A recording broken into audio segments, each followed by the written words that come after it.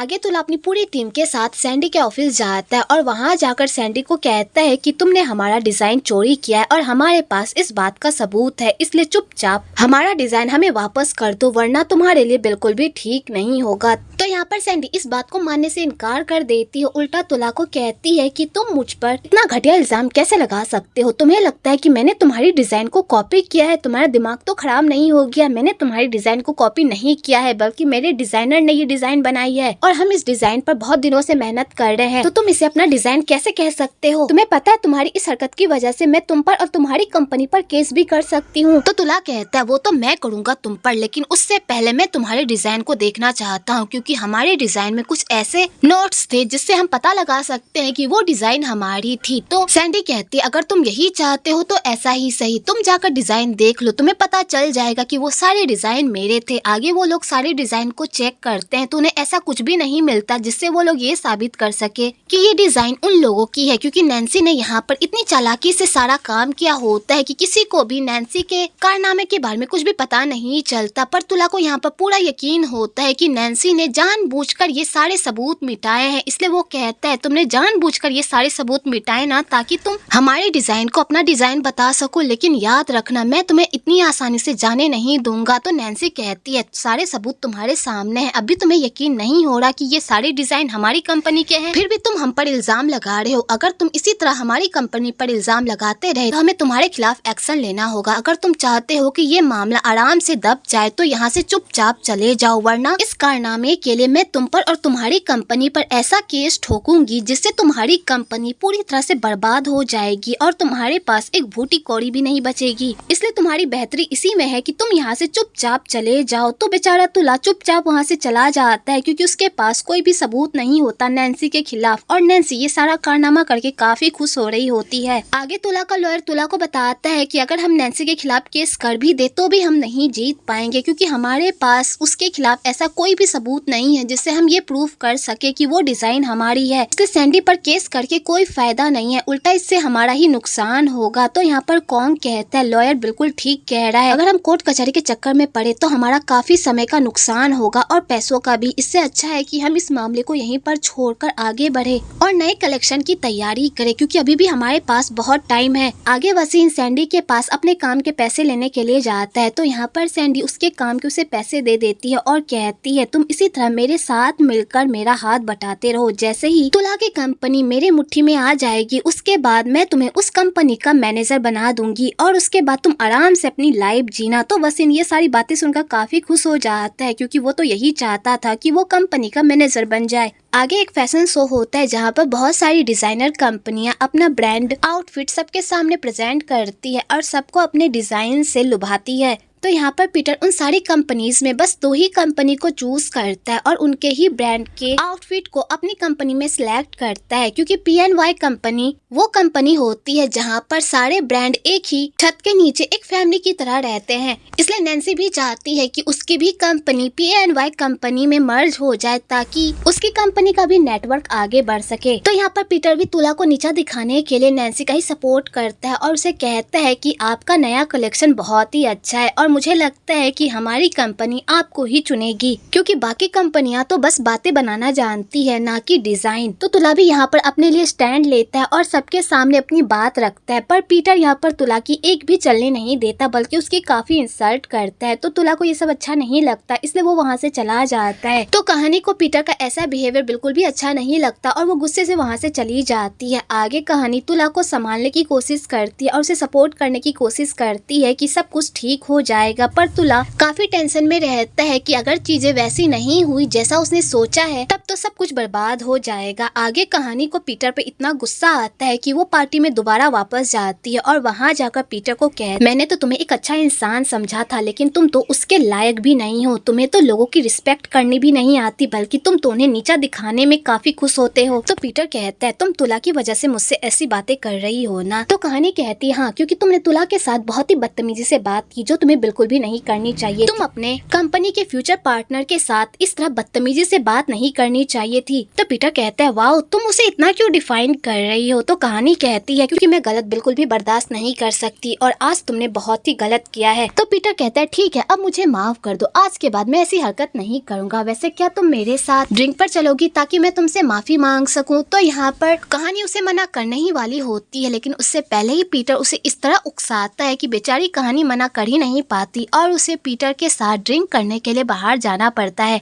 आगे वो दोनों क्लब जाते हैं तो यहाँ पर पीटर कहानी को बड़े ही प्यार से देख रहा होता है। तो कहानी कहती है क्या तुम मुझे यहाँ पर बस मुझे घूरने के लिए लेकर आए हो। तो पीटर कहता है तुम हो ही इतनी खूबसूरत कि मेरी नजरें तुमसे हट ही नहीं रही। और यहाँ पर पीटर फिर से कहानी पर लाइन मारने लगता है। आगे कहानी अपने दोस्तों के साथ डांस कर रही होती है कि तभी वहाँ पर एक बंदा आकर उसके साथ मिसबिहेव करने लगता है और उसके साथ जबरदस्ती डांस करने लगता है, जो कहानी को बिल्कुल भी अच्छा नहीं लगता और वो अनकंफर्टेबल हो जाती है। लेकिन तभी वहाँ पर हमारे हीरो की एंट्री होती है और वो उस गुंडे को सबक सिखाता है और कहता है मेरी गर्लफ्रेंड से दूर रहो वरना तुम्हारे लिए अच्छा नहीं होगा। तो वो बंदा डर कर वहाँ से चला जाता है और उसके बाद पीटर कहानी को कहता है तुम आराम से यहाँ पर डांस करो, मैं वहाँ पर तुम्हारा इंतजार कर रहा हूँ। और पीटर ये कहकर वहाँ से जा ही रहा होता है कि तभी कहानी उसे रोक देती है और कहती तुम यहाँ से नहीं जा सकते, तुमने अभी अभी मेरे डांस पार्टनर को भगाया है तो तुम्हें इसकी सजा तो मिलेगी ही, इसलिए तुम्हें मेरे साथ डांस करना होगा। और यहाँ पर कहानी पीटर के साथ डांस करने लगती है और यहाँ पर ये दोनों काफी प्यारा सा डांस करते हैं। उसके बाद पीटर कहानी को कहता है मैंने तुम्हें कहा था ना कि आज तुम काफी प्यारी लग रही हो, इसलिए सारे बंदों की नजर तुम पर ही है। फिर कहानी कहती है ये बात तो मैं जानती हूँ, कुछ नया कहो। तो यहाँ पर पीटर कहानी से अपने प्यार का इजहार कर देता है और उसे ये कहता है कि मैं तुम्हें बहुत ही पसंद करता हूँ।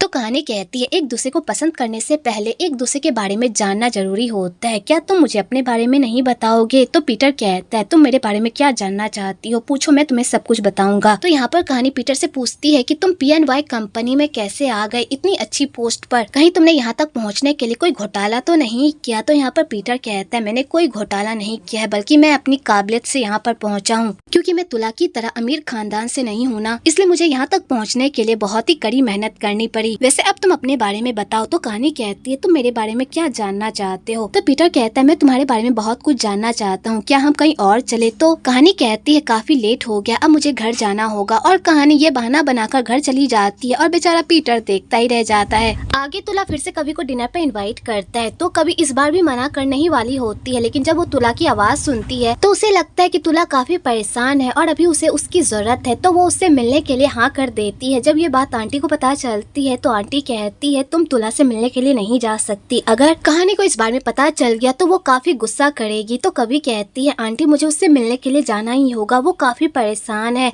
और मैं उसे ऐसे हाल में अकेला नहीं छोड़ सकती, इसलिए मुझे उससे मिलने के लिए जाना होगा। और वो ये कहकर वहाँ से चली जाती है। आगे वो दोनों साथ में डिनर करते हैं और ढेर सारी बातें करते हैं। तो यहाँ पर तुला कवि के फेस को देखकर कहता है तुम्हारा फेस बिल्कुल मेरी कंपनी के क्रिएटिव डायरेक्टर कहानी से मिलता है, तुम दोनों बिल्कुल हूबहू दिखती हो। ये बात सुनकर तो कवि के होश ही उड़ जाते हैं और उसका खाना हलक में अटक जाता है और उसे टेंशन होने लगती है कि कहीं तुला ने उसे पहचान तो नहीं लिया। तो तुला कहता है तुम परेशान क्यों हो रही हो, मैं तो बस ऐसे ही बातें कह रहा था। कि तभी वहाँ पर तुला के एक दोस्त की एंट्री हो जाती है जो तुला से बात करने की कोशिश करता है, पर तुला उससे बिल्कुल भी बात नहीं करता बल्कि उसे अपना गुस्सा दिखाता है, क्योंकि उसके दोस्त ने एक बार उससे झूठ बोला होता है और उसे धोखा दिया होता है, जिस वजह से तुला उससे काफी नाराज रहता है, उससे बात भी करना नहीं चाहता, यहाँ तक कि वो उसकी शक्ल भी देखना नहीं चाहता, क्योंकि तुला को झूठ बिल्कुल भी पसंद नहीं होता और उसे झूठ बोलने वाले लोगों से सख्त नफरत होती है। तो कभी जब ये सारी चीजें सुनती है तो वो काफी परेशान हो जाती है और वो सोचती जब उसकी सच्चाई तुला के सामने आएगी तो तुला किस तरह रिएक्ट करेगा, क्या वो उसे भी इतनी ही बेदर्दी से अपनी लाइफ से बाहर निकाल देगा। और बेचारी कवि यही सारी बातें सोच सोच कर काफी परेशान हो रही होती है।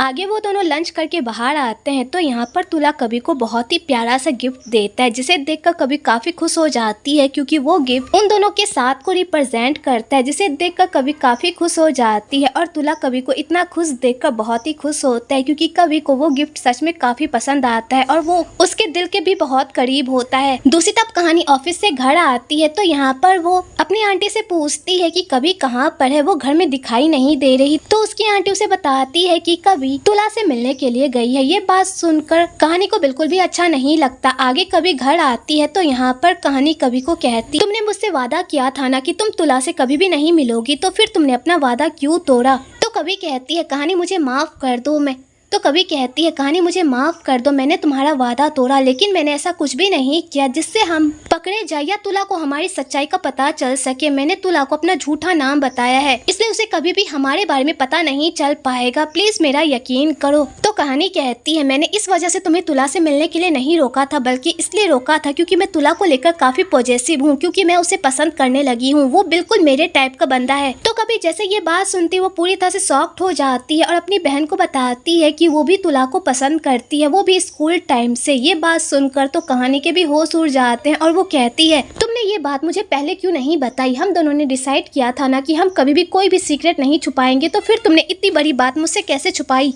तो कभी कहती है मुझे माफ कर दो, लेकिन मैं तुला को बहुत पसंद करती हूँ, तुमसे भी पहले, इसलिए मैं तुला पर गिव अप नहीं कर सकती। तो कहानी कहती है मैं भी तुला को लेकर गिव अप नहीं करना चाहती। क्लिनिक में जाओ और अपना ट्रीटमेंट करवाओ, क्योंकि तुम इस तरह घर बैठे बैठे अपना वजन कभी भी कम नहीं कर पाओगी और ना ही कभी स्लिम हो पाओगी। तो कभी कहती है तुम जानबूझकर मुझे यहाँ से भगाने की कोशिश कर रही हो ना, ताकि तुम तुला को हासिल कर सको। तो कहानी कहती ऐसा नहीं है, मैं झूठ बोल बोलकर थक गई हूँ, इसलिए मैं इस झूठ को जल्द से जल्द खत्म करना चाहती हूँ, क्योंकि तुम्हें भी पता है कि तुला को झूठे लोग बिल्कुल भी पसंद नहीं है। इसलिए जल्दी से इस अपना ट्रीटमेंट करवाओ और अपनी दुनिया में वापस आओ, क्योंकि मैं तुम्हारी जिंदगी जी जी कर थक गई हूँ। तो कभी कहती है ठीक है, मैं इस क्लिनिक में जाऊंगी और अपना ट्रीटमेंट करवाऊंगी, लेकिन तुम्हें मुझसे एक वादा करना होगा कि अगर इन 3 महीनों में तुम्हारे और तुला के बीच कुछ भी नहीं हुआ तो तुम हम दोनों के रास्ते से हट जाओगी। तो कहानी कहती है अगर तुम्हें इसी बात से तसल्ली मिलेगी तो ठीक है, अगर 3 महीनों के अंदर मेरे और तुला के बीच ऐसा वैसा कुछ भी नहीं हुआ तो मैं तुम दोनों के रास्ते से हट जाऊंगी, अब तो खुश। और यहाँ पर ये दोनों बहन तुला को लेकर एक दूसरे को चैलेंज करती है। आगे कभी अपना सारा सामान पैक करके चियांग राई चली जाती है, क्योंकि वो क्लिनिक चियांग राई में होता है। तो यहाँ पर कभी सबको बाय कहती है। तो कहानी कहती है कभी तुम अपने ट्रीटमेंट पर ध्यान देना और यहाँ की बिल्कुल भी फिक्र मत करना, मैं कंपनी को बहुत ही अच्छे से संभालूंगी और अगर मुझे कभी भी तुम्हारी जरूरत पड़े तो मैं तुम्हें कॉल कर लूंगी। तो कभी कहती है ठीक है और वो चियांग राई चली जाती है। आगे कभी क्लिनिक पहुँचती है और वहाँ के सारे ट्रीटमेंट को समझती है और उसके बाद अपना ट्रीटमेंट करवाने लगती है, क्योंकि उसे जल्द से जल्द स्लिम होना होता है ताकि वो तुला के पास वापस जा सके और अपने प्यार को फिर से हासिल कर पाए, इसलिए वो बहुत ही कड़ी मेहनत करती है। दूसरी तरफ कहानी हर मुमकिन कोशिश करती है तुला के करीब जाने की, पर तुला उसे भाव ही नहीं देता, बल्कि उसके साथ बस बॉस और कलीग वाला रिश्ता रखता है और काम से ही काम रखता है और उसके अलावा वो कहानी में बिल्कुल भी इंटरेस्ट नहीं दिखाता, जिससे कहानी को काफी गुस्सा आता है, क्योंकि वो चाहे कुछ भी कर ले पर तुला का ध्यान उसकी तरफ जाता ही नहीं, जिस वजह से बेचारी काफी सैड हो जाती है और सैड होकर ड्रिंक कर रही होती है कि तभी वहाँ पर पीटर आ जाता है फिर से उसे चेयर अप करने के लिए। तो यहाँ पर वो उसे कहती है कि मेरा मूड बिल्कुल भी ठीक नहीं है, इसलिए प्लीज यहाँ से चले जाओ, पर पीटर वहाँ से नहीं जाता, क्योंकि वो कहानी को बहुत ही पसंद करता है और वो नहीं चाहता कि कहानी इस तरह डिप्रेस रहे, इसलिए वो उसे कहता है चाहे तुम कितनी भी कोशिश कर लो पर वो तुम्हें बिल्कुल भी पसंद नहीं करेगा, क्योंकि तुम उसकी टाइप की बिल्कुल भी नहीं हो। तो कहानी कहती है मुझे पता है कि तुम मुझे पसंद करते हो, लेकिन एक बात मैं तुम्हें डायरेक्टली कह दूं, तुम भी मेरे टाइप के बिल्कुल भी नहीं हो, मुझे एक स्टेबल लाइफ चाहिए जो सिर्फ तुला ही दे सकता है और तुला मेरे लिए बिल्कुल परफेक्ट है। तो पीटर को ये बात सुनकर बुरा तो लगता है पर वो हार नहीं मानता और कहता है भले ही मैं तुम्हारे टाइप का नहीं हूँ, लेकिन मैं तुम्हारा मूड ठीक कर सकता हूँ अगर तुम मुझे मौका दो तो। कहानी कहती है ठीक है, लेकिन ये मौका बस हम दोनों के बेनिफिट का होगा, इसके अलावा हम दोनों के बीच ऐसा वैसा कुछ भी नहीं होगा। तो पीटर उसकी बात मान लेता है और उसके बाद पीटर कहानी को अपने घर लेकर जाता है, जहाँ पर ये दोनों एक दूसरे के साथ भरपूर रोमांस करते हैं। वेल आपको यहाँ पर इन दोनों का जबरदस्त रोमांस देखने को मिलेगा। अगली सुबह पीटर कहानी को स्पेशल फील करवाने के लिए उसके लिए ब्रेकफास्ट लेकर आता है और उसे बड़े ही प्यार से ट्रीट करता है, क्योंकि पीटर कहानी से बहुत प्यार करता है। भले ही कहानी उसे पसंद ना करती हो और उसका इस्तेमाल कर रही हो, पर वो उसे बेहद प्यार करता है, इसलिए वो उसकी हर बात मानता है। तो यहाँ पर कहानी बातों ही बातों में पीटर को कहती है अगर तुम हमारी कंपनी को अपनी कंपनी के साथ मर्ज कर दोगे तो हमें बहुत ही अच्छा लगेगा। और यहाँ पर कहानी अपना ही मतलब निकालने की कोशिश करती है, जिसे देखकर पीटर को बिल्कुल भी अच्छा नहीं लगता और उसे पता होता है कि यहाँ पर वो उसका इस्तेमाल कर रही है, पर वो उसे कुछ भी नहीं कहता बल्कि हंसी में बात टाल देता है। दूसरी तरफ तुला कभी को कॉल करने की कोशिश करता है, कभी को बार बार कॉल करता है पर कभी उसका फोन ही नहीं उठाती, जिस वजह से तुला काफी परेशान हो जाता है और वो कभी का पता लगाने के लिए उसके घर पर पहुंच जाता है। तो आंटी जब तुला को घर के पास देखती है वो पूरी तरह से शॉक्ड हो जाती है और वो सीधा कहानी को कॉल करती है और उसे बताती है कि तुला यहाँ पर आया है और वो कभी के बारे में पूछ रहा है, अब मैं क्या करूँ। तो कहानी ये बात सुनकर पूरी तरह से हैरान हो जाती है और वो तुला को घर से दूर रखने के लिए अपनी आंटी आंटी को कहती है कि वो तुला को ये कह दे कि कभी यहाँ से कहीं और शिफ्ट हो गई है। तो आंटी कहती है क्या तुला से इस तरह झूठ बोलना ठीक होगा? तो कहानी कहती है अगर हम तुला को इस तरह की बातें नहीं बोलेंगे तो वो बार बार यहाँ पर आएगा और कभी के बारे में पूछेगा, फिर हम क्या करेंगे? तो यहाँ पर आंटी कहानी के कहे अनुसार तुला को बता देती है कि कभी यहाँ से कहीं और शिफ्ट हो गई है, जिसे सुनकर तुला को काफी बुरा लगता है और बेचारा सैड होकर वहाँ से चला जाता है। दूसरी तरफ वसीम पूरे ऑफिस में कहानी के नए डिजाइन के बारे में पता लगाने की कोशिश करता है, पर उसे कहीं से भी ऐसा सुराग नहीं मिलता जिससे वो कहानी के डिजाइन के बारे में पता लगा सके और उसे फिर से नैन्सी के पास बेच सके, क्योंकि कहानी यहाँ पर वसीम को अपना डिजाइन बिल्कुल भी नहीं दिखाती। उल्टा यहाँ पर तुला भी कहानी का ही साइड लेता है और वो कहता है कि पिछली बार हमने सबको डिजाइन दिखाकर बहुत बड़ी गलती कर दी थी, जिस वजह से हमारा डिजाइन कॉपी हो गया था, इसलिए इस बार हम ऐसी गलती नहीं करेंगे। ये डिजाइन तभी सबके सामने आएगा जब इसका टाइम आएगा, उससे पहले इस डिजाइन के बारे में किसी को कुछ भी पता नहीं चलेगा। तो बेचारा वसीम गुस्से से वहाँ से चला जाता है और उसे काफी गुस्सा आ रहा होता है तुला पर, क्योंकि तुला इस बार कुछ ज्यादा ही चालाक बन रहा होता है, जिस वजह से उसके हाथ कुछ भी नहीं लग रहा होता। आगे वो दिन भी आ जाता है जिस दिन कहानी पूरे ऑफिस को अपना डिजाइन दिखाती है और सबको बताती है कि उसने ये डिजाइन किससे इंस्पायर होकर बनाया है। जब सारा स्टाफ वो डिजाइन देखता है तो वो लोग काफी खुश होते हैं, क्योंकि वो डिजाइन सच में काफी लाजवाब होता है। पर वसीम का ये सब देखकर काफी मूड खराब हो रहा होता है, क्योंकि अब वो चाहकर भी ये डिजाइन चोरी नहीं कर सकता और ना ही नैन्सी को बेच सकता है। आगे कभी फिर से तुला को पटाने की कोशिश करती है और उसे एक प्यारा सा पेन गिफ्ट करती है, वो भी उसके नाम का। तो तुला उस पेन को देखकर खुश तो होता है, पर उस पेन से उसका कुछ ज्यादा अटैचमेंट नहीं होता और ना ही कहानी की तरफ उसका कुछ ज्यादा अटैचमेंट होता है। वो बस यहाँ पर बहुत सारे एम्प्लॉय वाला ही रिश्ता निभा रहा होता है, क्योंकि कहानी कितनी भी कोशिश कर ले पर वो तुला के दिल में अपने लिए जगह बिल्कुल भी नहीं बना पा रही होती। दूसरी तरफ वाइन यहाँ की सारी खबरें कभी को दे रही होती है और उसे बता रही होती है कि उसकी बहन तुला को पटाने के लिए नए नए पैतरे आजमा रही है, जिसे सुनकर तो कभी का पारा हाई हो जाता है और वो स्लिम होने के लिए कुछ ज्यादा ही प्रैक्टिस करने लगती है, क्योंकि वो अपने प्यार को अपनी बहन के हाथों बिल्कुल भी हार नहीं सकती, इसलिए वो जान से भी ज्यादा मेहनत करने लगती है स्लिम होने के लिए।